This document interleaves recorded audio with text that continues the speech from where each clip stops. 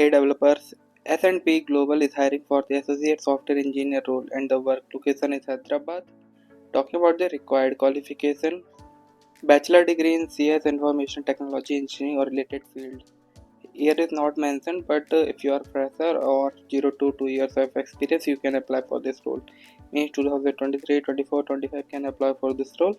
And talking about the required skills, strong foundation in programming and software development principles, proficiency in one or more of the following programming languages and technologies: Java, Python, .NET, C#, JavaScript, SQL, and the understanding of software engineering fundamentals including object-oriented design, data structures, databases, debugging, refactoring, and design patterns, and familiarity with modern development tools and practices such as Git, Agile methodologies, RESTful APIs, and CI/CD pipelines.